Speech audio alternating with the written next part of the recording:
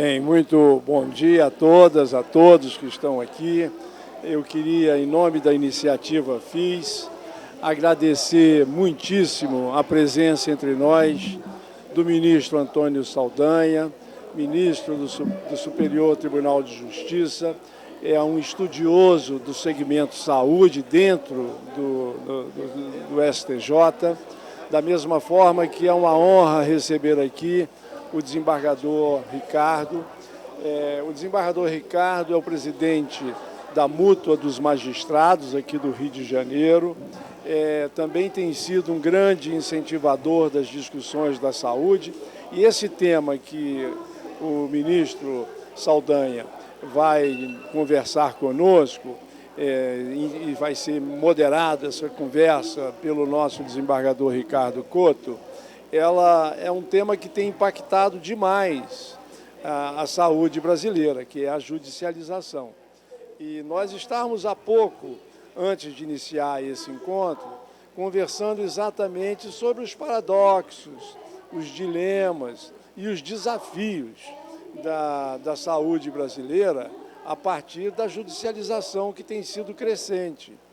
A sociedade brasileira busca, com todo o direito de fazê-lo, o judiciário na solução dos seus problemas, considerando que a Constituição brasileira prevê a universalidade do acesso e a integralidade do cuidado para todos os brasileiros e brasileiras. Considerando esse aspecto constitucional de que é garantido a todo brasileiro a universalidade do acesso, portanto, todos têm direito a tudo, e a integralidade do cuidado, que garante que o cuidado tem que ser integral, é com base nessa determinação constitucional que muitas vezes o judiciário é instado a solucionar problemas que a população entende que sejam passíveis de serem resolvidas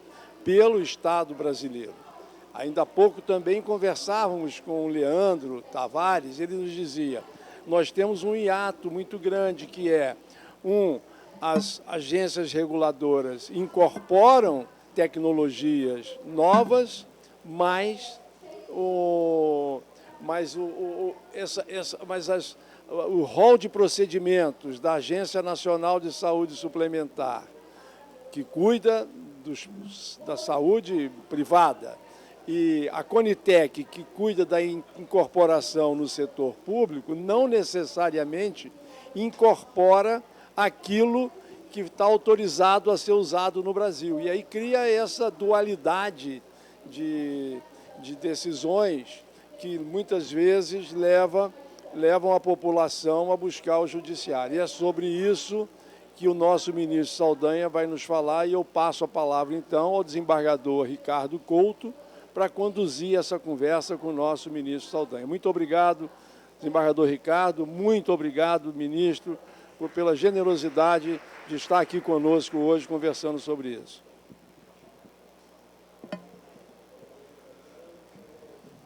Bem, agradeço o convite ao meu querido amigo Josier e parabenizo por esse grande evento. Quando nós, da área jurídica, vamos falar para uma plateia de médicos, né, nós nos lembramos sempre do refrão da música do Zé Cabaleiro. Eu não sei dizer o que quer dizer, o que vou dizer, né? Eu não sei dizer o que vou dizer, o que quer dizer, não é? Por quê? Porque realmente a área jurídica tem uma visão muito sensível das questões ligadas à saúde. Há poucos minutos, nós mencionávamos aqui embaixo, no nosso bate-papo, a tensão que o magistrado vive quando se depara com uma demanda onde se é postulado a internação no CTI em situação de emergência E o advogado traz documentos mencionando que, caso não internado, aquela pessoa irá morrer. O magistrado, ele, não tendo a visão médica e a capacidade de fazer uma análise técnica numa situação como essa, opta por aquilo que nós chamamos de valor maior, que é a vida. E, por conta disso, todos vocês da área de saúde podem perceber que, não raras vezes, o judiciário defere liminares, ou seja, no início da demanda, o judiciário tem uma tendência a deferir a postulação. Isso se faz exatamente pelo desconhecimento técnico e pelo valor maior que é a vida. Tudo isso traz uma dificuldade a posteriori. Por quê? Porque essas decisões liminares, e que não raras vezes se sedimentam, elas projetam um custo que vai refletir no nosso sistema de saúde. Seja o custo direto ao Estado, diante da ideia e do conceito de integralidade e universalidade, seja o custo que nós vamos projetar à saúde suplementar. Afora isso, nós temos também uma gama de interesses empresariais, infelizmente é uma realidade, no sentido de levar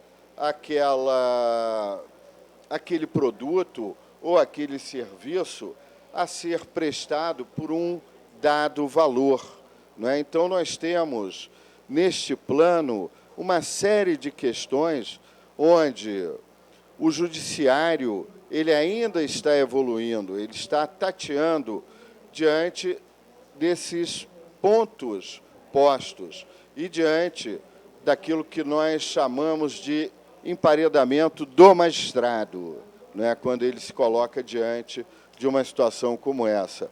Obviamente que nós temos aí várias propostas. Aqui embaixo, no bate-papo, se falava numa Câmara para se decidir com análise técnica antes de se ir ao judiciário. São vários temas. Nós temos aí questões complexas e muita coisa para conversar e falar. E para tal tarefa, ninguém melhor do que o meu querido amigo ministro Antônio Saldanha Palheiros, né, talvez a pessoa que mais entenda desse tema, e digo isso com uma tranquilidade. Por quê? Porque o ministro Antônio Saldanha, ele presidiu a multa onde eu estou, ele tem anos de atividade na esfera civil, julgando essas questões, ou seja, vivendo todas as etapas da questão que envolve o tema a debate hoje. Então, passo a palavra aqui ao ministro Antônio Saldanha para que ele possa falar sobre o tema. Muito obrigado.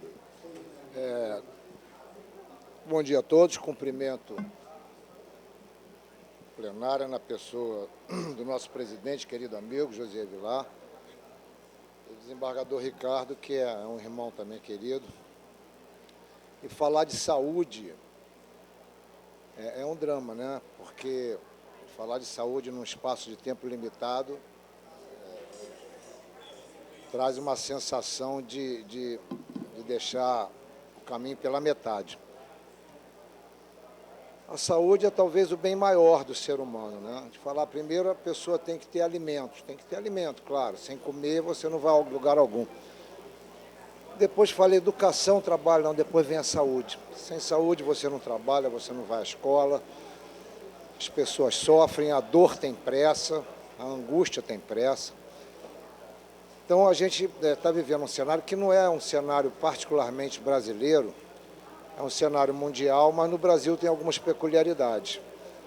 A gente hoje no Brasil, a gente tem dois sistemas. Nós temos o sistema, aliás, 3 sistemas. Saúde pública, que é aquela que o Estado presta. e é universal, qualquer um de nós tem a plano ou não tem, se bater ele no pronto-socorro vai ser atendido. Você tem a saúde complementar, são aqueles hospitais que atuam em conjunto com o serviço público acaba que delegando uma parte das suas atribuições a esses hospitais e clínicas, que é a saúde complementar. E a saúde suplementar, que é a saúde privada, onde as pessoas se filiam a planos de saúde, pagam uma mensalidade com direito a certos atendimentos, medicamentos e procedimentos, de acordo com o plano que ela adotar. Nós hoje temos cerca de entre 40 e 50 milhões de pessoas atendidas por planos de saúde. Temos no Brasil 600 planos de saúde, eu não imaginava isso, outro dia a pesquisa confirmou que nós temos os grandes planos, as grandes redes, as grandes seguradoras, e espalhado pelo Brasil afora tem pequenos planos de saúde que atendem aquela população da cidade, com preços já mais adequados. Esse sistema de saúde, que é, na verdade, híbrido, nenhum dos dois, seja o sistema de saúde suplementar ou o sistema de saúde público, ele sobrevive sozinho, eles se entrelaçam. E conversávamos lá embaixo agora com o Josier, Ricardo e os outros amigos que estão aqui presentes, que nós, na terça-feira, tivemos a oportunidade de ouvir uma fala, não foi bem uma palestra, mas foi uma conversa, da doutora Ludmila Rajar. E ela demonstrou uma lucidez, um conhecimento do sistema de saúde que nos impressionou a todos. Uma mulher abnegada, dedicadíssima, e doutora, professora titular da USP, estudiosa, e ela tanto atua na saúde suplementar, ela é a chefe da cardiologia, uma das chefes da cardiologia da Rede D'Or, e ela atua na saúde pública, que ela atua no Hospital das Clínicas, que é uma fundação que atende o pessoal do SUS. E ela falava isso é uma balança, enquanto um desses pratos estiver desequilibrado, a balança vai desmontar. Eles têm que caminhar juntos. Nós temos 200 milhões de habitantes e tem 50 milhões atendidos pela saúde suplementar. Ou seja, nós temos 150 milhões de pessoas que precisam da saúde pública. E essa equação, enquanto ela não estiver bem ajustada, ela não vai fechar. Nós temos alguns atores na área de saúde, na área médica, que eles são determinantes, né? Esses atores da área médica, eles são determinantes para que a gente procure alcançar um equilíbrio nessa equação. Mas os interesses desses atores nem sempre são convergentes, e muito ao contrário. Nós temos atores com interesses colidentes. Nós temos, de um lado, a grande indústria, a indústria farmacêutica, a indústria de materiais especiais, órteses e próteses, discuti isso tanto com a Tânia Namuto. E essa indústria, a indústria farmacêutica, ela tem interesse em quê? Em fabricar os remédios mais caros, os mais sofisticados, e tem interesse que a população consuma ao preço que for, e não interessa a ela de onde vai sair o dinheiro. Se vai sair do cofre público, se vai sair da seguradora, ela quer vender. Do outro lado, nós temos os planos que têm ali um dever até empresarial de inibir esse excesso e evitar a proliferação desses medicamentos onerosíssimos. Então já começa uma colidência de interesses aí. Nós temos o poder público, que ele também tem que inibir essa prática, porque, afinal de contas, se for conceder medicamentos e tratamentos a todos, de acordo com o que a indústria farmacêutica coloca no mercado, não vai ter condições de arcar. Nós temos os médicos que são ligados aos planos de saúde, ou os médicos ligados ao serviço público, mal remunerados, que não têm um reconhecimento efetivo da sua atuação, exceção de alguns poucos cartolas que realmente sobressaem, mas a maioria dos médicos não tem uma remuneração compatível, condizente com a atuação que ele exerce. E temos também determinados incentivos, e esses incentivos eu coloco entre aspas, né, da indústria farmacêutica para que esses profissionais venham a prescrever os medicamentos sofisticados que estão sendo colocados no mercado. E isso é coroado com premiações. Não é a remuneração do médico que prescreve mais exames de imagem ou mais medicamentos. São prêmios. E os prêmios são que prêmios? Ele vai para Paris participar de um congresso. Esse fenômeno não é brasileiro só. Nos Estados Unidos, eles criaram um portal, tipo um portal da transparência, que todo e qualquer tipo de premiação concedida ao médico tem que ir para aquele portal e todo mundo pode consultar. Aqui chegou-se a pensar nisso, mas teve uma reação muito forte, né, dos conselhos de classe, o que é natural, que existe esse espírito de corpo para proteger. Mas, você vê, o sistema dos Estados Unidos já tem esse tipo de preocupação. E a gente vive um cenário hoje, é um cenário extremamente preocupante, porque os planos de saúde não vão bem das pernas. E muitas medidas que são adotadas politicamente são medidas populistas, que não conseguem enxergar a totalidade do problema e de que maneira isso vai desembocar e de que maneira isso vai impactar no usuário final, que é o segurado, seja do sistema de saúde público, segurado do INSS ou segurado do sistema de saúde privado, nos planos de saúde, da saúde suplementar. Existe uma irresponsabilidade. O Chile, há pouco tempo, há coisa de 4 ou 5 meses, através de uma medida legislativa, ele reduziu o valor da remuneração dos planos de saúde e mandou que fosse devolvido aos segurados tudo que ele pagou a mais do que aquele patamar que foi estabelecido pelo Legislativo. Medida populista. Os planos de saúde do Chile estão quebrando, todos eles. Eles não têm como sobreviver. Quer dizer, aquilo que se achou que ia ser uma medida que ia beneficiar o segurado, acaba que o doente morre da cura. Os planos de saúde no Chile não estão sobrevivendo, eles estão pensando desesperadamente de que maneira que eles vão tentar reerguer. Nós não chegamos a esse ponto, mas não estamos longe. Porque a quantidade de medicamentos que são incorporados, e medicamentos caríssimos, não sei nem se são incorporados, eles são colocados no mercado, e o Léo falava isso conosco agora. Os planos são colocados no mercado, a gente tem uma demora na incorporação, né, pela Conitec lá, e a ANS, mas independente de estarem no rol ou não estarem no rol,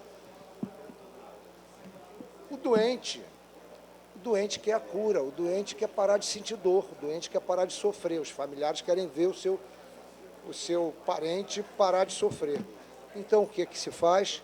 Entrou um novo medicamento no mercado para um determinado tipo de moléstia. Eles vêm caríssimos. Tem um medicamento agora, Solgesten, esqueci o nome, que ele custa 7 milhões de reais. E ele é destinado a crianças até 2, 3 anos. Mas tem alguns profissionais que prescrevem para adolescentes, dizem, não, já tem resultados em algumas obras experimentais. E quando o plano de saúde nega, ele judicializa. E esse aí vem o problema da judicialização. Ele judicializa em cima de quê? Em cima de um dispositivo constitucional que diz que a saúde no Brasil é universal e integral. A saúde universal, nós compreendemos que ela é universal, ela é igualitária. Qualquer um de nós vai ser maltratado no pronto-socorro da esquina de forma igual. Nós vamos ser todos maltratados, é a universalidade. A saúde integral, ela inexiste. Não existe saúde integral. Porque a saúde integral é aquela que viria a prestar todo tipo de atendimento que se entender adequado e pertinente para uma determinada moléstia.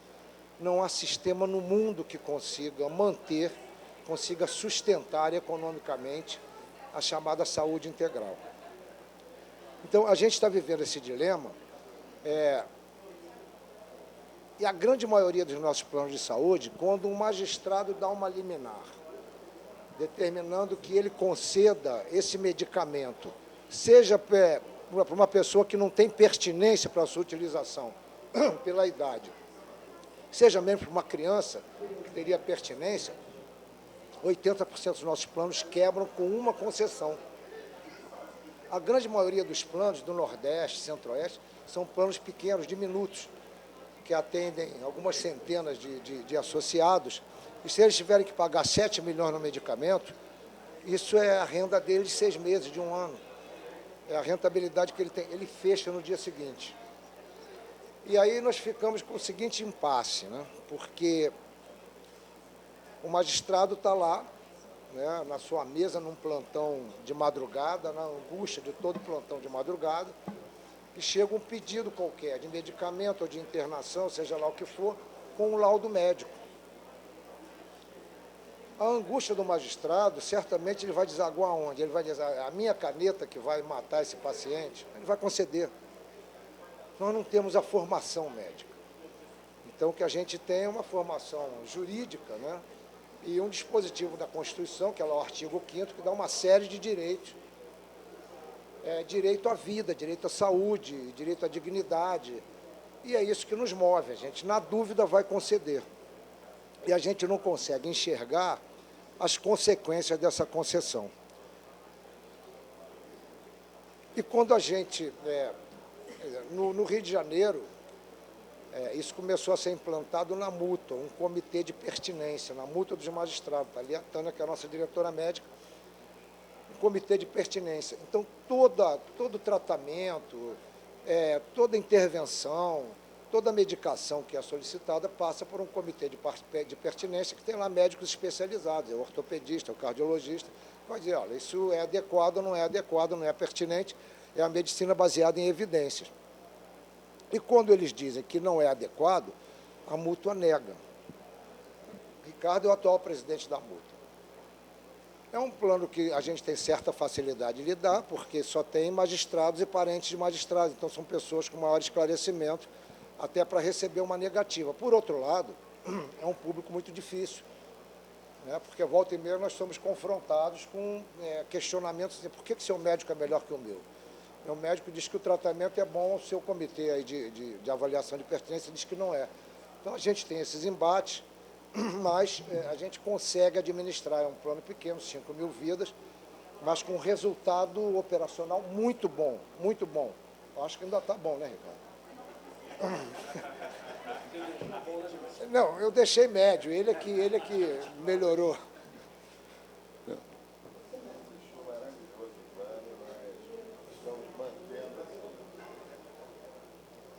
Então, o que é que acontece? Na maioria dos outros planos, a dificuldade é imensa. E a gente acaba se iludindo com as grandes redes, as grandes seguradoras de saúde, que a gente diz, uma Rede D'Or, um Bradesco, uma Sul América. Claro que não vai quebrar, porque a mensalidade não foi de acordo com aquilo que eles esperavam, com a inflação médica. Isso é um engano, porque quando chegar ao ponto de trazer um verdadeiro perigo, já pode ser irreversível.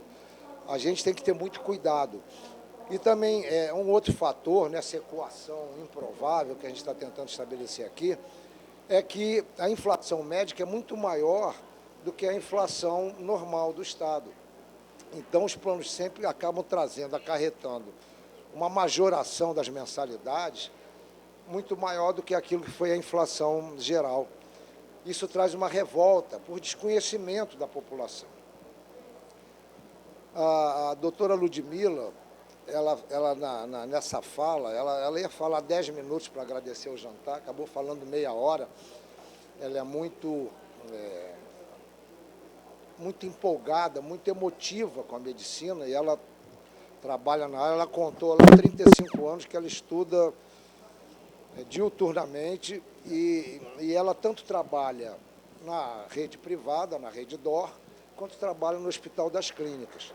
Então, o diretor do Hospital das Clínicas, que por incrível que pareça, né, aquilo virou uma fundação, o diretor do Hospital das Clínicas, que é o Arnaldo Rossepião, amigo querido, ele é um promotor de justiça aposentado. E ele diz o seguinte, perdoe, eu tenho uma insônia dramática, então, às vezes, 6h30 da manhã, eu estou lá no Hospital das Clínicas. sempre, invariavelmente, eu encontro a doutora Ludmila lá cuidando dos pacientes do SUS. Quer dizer, e isso é uma abnegação, né? Isso é uma dedicação. E ela falou isso, ela disse, eu estive no Ministério da Saúde 2 vezes tentando entender, esperançosa, né, com a política do Ministério da Saúde, agora sob a gestão da doutora Anise. Eu fui lá para tentar entender e ver quais são as propostas e tal. E saí com um certo desapontamento, porque o Ministério da Saúde é tão grande, é uma vastidão de interesses que... E o que eu vi, isso ela narrou, eu não estou cometendo inconfidência, porque ela falou para um grupo de juízes e médicos que estavam lá, é o seguinte, eles não têm metas claras, eles não têm indicadores. Quer dizer, e é muito difícil estabelecer indicadores para o Brasil como um todo, né? Teria que ser regionalizado, indicadores para o Nordeste, indicadores para o sul do país, para a região leste. Então, eles não têm isso, eles trabalham, a doutora Anise, ela é uma socióloga, né? Ela é uma antropóloga, e ela se dedica, trabalha 12 horas por dia, mas ela está ali quebrando moinhos, porque as dificuldades são imensas. O cenário da saúde no Brasil é um cenário de difícil composição e vai depender certamente do esforço de todos nós.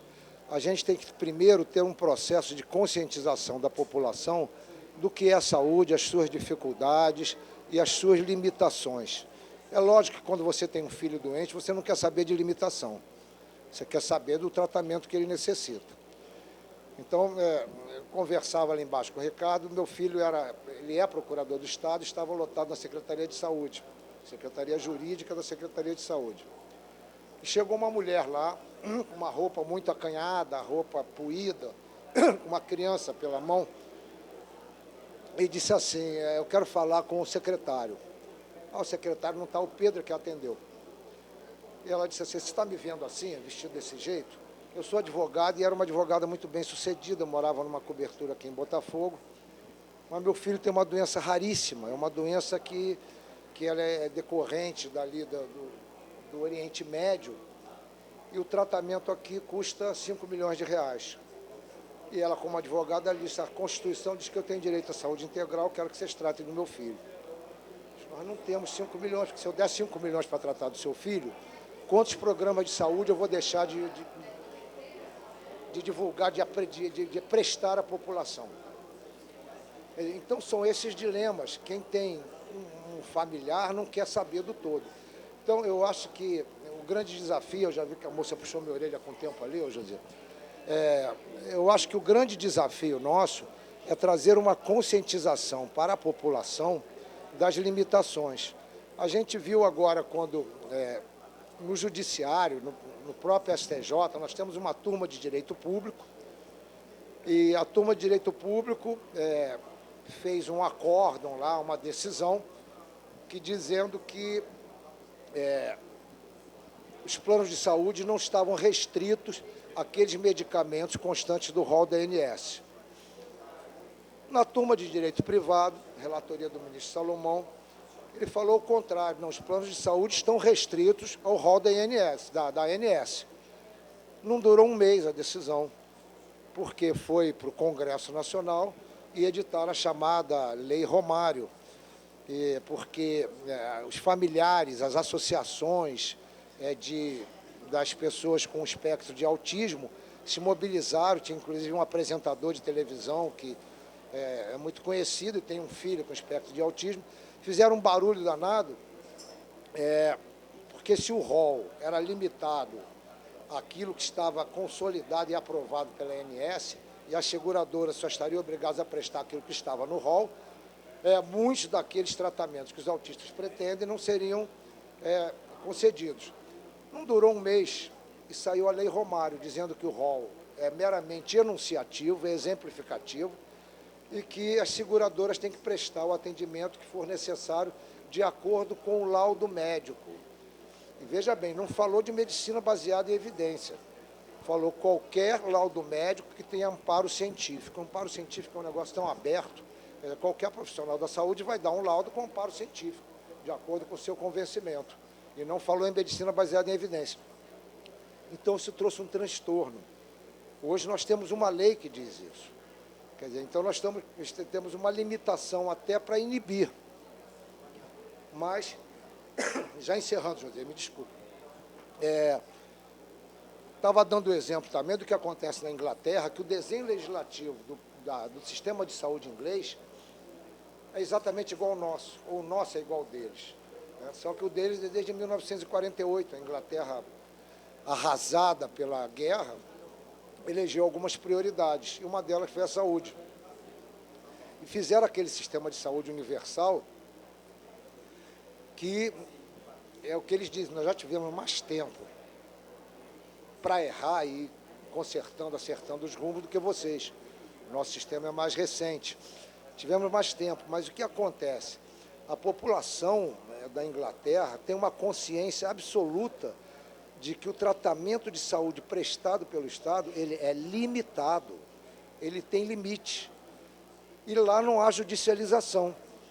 Quando um ex-presidente da multa, que é o Antônio Siqueira, perguntou ao representante do Ministério da Saúde, ele fez a seguinte pergunta: o que vocês fazem se o juiz manda conceder um tratamento que não está no rol?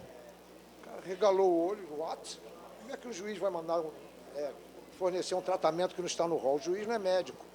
Eles não concebem a judicialização. E a população se conforma com isso. Mas eles têm, eu não sei se nós um dia teremos isso, eles têm a tranquilidade e a frieza de dizer não, deixa morrer. Então, aí ele riu para o Siqueira, né?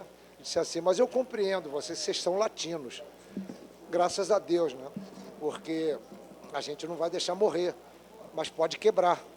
Então, eu acho que o caminho, e é o que eu dizia, a gente para falar de saúde tinha que ficar um dia inteiro só falando disso, porque esse tema, além de ser apaixonante, ele é inesgotável. E o nosso amigo Josier estava falando ali embaixo, que ele quer retomar encontros de saúde, como a gente fazia no passado não tão distante, um encontro entre magistrados e os profissionais da área médica, para tentar conscientizar as pessoas, os juízes principalmente, das limitações. Agora, conscientes nós já estamos da seguinte situação: o juiz não vai negar uma liminar e condenar uma pessoa à morte se ele não tiver um médico ao lado que diga assim: olha, isso aqui é impertinente, isso aqui não tem base em evidências. Então, a gente tem que encontrar um mecanismo, José, em que os tribunais tenham um suporte, uma assessoria médica de qualidade e que o juiz, antes de dar uma liminar, ele tenha o parecer da área médica. Tem que ser alguma coisa rápida, porque a liminar é sempre uma medida de urgência, mas no Rio de Janeiro nós conseguimos isso. Na saúde, para a saúde pública, para a saúde suplementar, nunca conseguimos, porque as empresas de saúde suplementar nunca se reuniram para pagar os médicos para ficarem lá de plantão. Na saúde pública, nós temos lá um grupo de médicos que fica 24 horas por dia. Então, as petições iniciais que dizem respeito a requerimentos da saúde, de uma maneira geral, seja internação, procedimentos, medicamentos, eles, antes de ir para o magistrado, eles passam por esse corpo médico que faz uma avaliação de pertinência em meia hora e diz: ó, isso é pertinente, isso não é. Então, a judicialização da saúde pública no Brasil caiu muito. E, paralelamente, fizeram uma câmara de negociação, que você também sugeriu, com a Defensoria Pública. Então, quando existe algum tipo de impasse, vão para essa câmara de mediação e saem com uma decisão que pode não ser a melhor, mas é a possível. Então, senhores, desculpe, mas o tempo é curto e eu gostaria de conversar mais. Muito obrigado.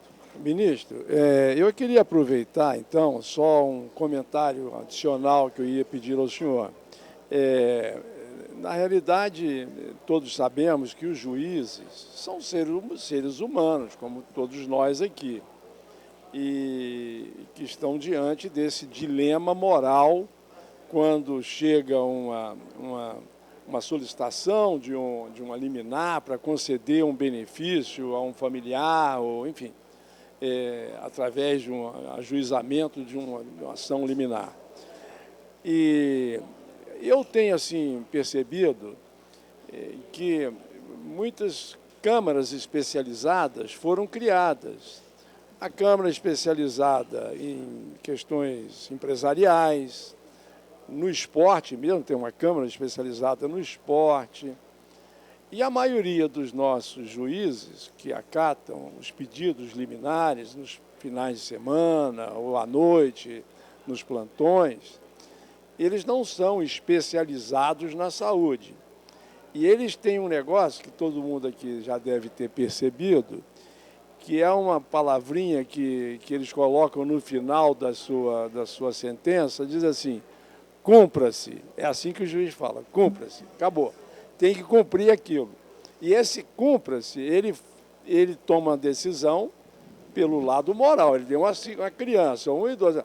Não seria o caso do CNJ de começar a pensar na ideia de câmaras especializadas em saúde, de tal forma que os instrumentos de conteúdo de saúde, mais uma melhor qualificação profissional dos próprios juízes, eu entendo que o juiz que julga a área empresarial ou a área de esporte, ele saiba mais do que o outro juiz que não toca nesse tema. O senhor acha que seria pertinente, é cabível essa discussão? Olha, eu acho bastante pertinente. Agora, certamente que uma Câmara especializada na área de saúde, ela vai precisar do suporte de um corpo médico para lhe dar assessoria. Porque será uma Câmara, por mais que o magistrado esteja familiarizado com a área, devido à reiteração das suas decisões, ele sempre é um leigo na área de saúde. Então, ele vai precisar de um suporte. E sem esse suporte, né, as decisões continuarão a vir de uma forma desordenada. Maravilha. Eu me proponho assim, quem sabe, não é, Leandro, a gente começar aí a conversar isso com o nosso desembargador Ricardo e Roberto Gil, que é o diretor do INCA, que sofre muito esse assunto lá no Instituto Nacional do Câncer. A gente poderia estar começando a pensar isso, um piloto aqui no Rio de Janeiro, talvez, se a gente pudesse começar a pensar nessa ideia para o nosso ministro levar para o CNJ, eu não sei qual seria o caminho que nós faríamos isso. De toda forma, desembargador Ricardo, ministro Saldanha, foi uma honra inenarrável tê-los conosco. Eu agradeço de coração vocês terem abrilhantado essa nossa iniciativa FIS, na nossa FIS Week. Peço então que o nosso desembargador Ricardo possa encerrar nosso encontro, agradecendo de coração a presença de vocês. Muito obrigado, tá? Bem, nós aqui agradecemos, né, ministro, o convite, né, em relação à Câmara, realmente fica uma sugestão, mas nós vamos entrar num estudo também de viabilidade da criação da Câmara. Digo viabilidade porque aí nós temos que ter um volume de demandas que justifique a criação, mas é uma ótima sugestão por tudo que nós já debatemos e colocamos aqui. Mas o principal mesmo é uma assessoria técnica, né, antes de qualquer decisão. Eu acho que o que fica é essa ideia que nós já temos colocado aqui no Estado do Rio, no âmbito público, e também alertamos muitas vezes ao magistrado a necessidade, antes de qualquer decisão, determinar um parecer técnico rápido, célere. Também aqui no Estado do Rio de Janeiro, nós começamos a perceber que o maior volume que temos se dá no plantão. O que importa dizer que o magistrado que vai para o plantão, ele necessariamente tem que ter um conhecimento maior e um traquejo maior para lidar com essa situação. Mas, bom, cabe a mim finalizar, né? Eu, então, encerro aqui a palestra, torcendo que o Botafogo ganhe do Grêmio hoje, né? Muito obrigado.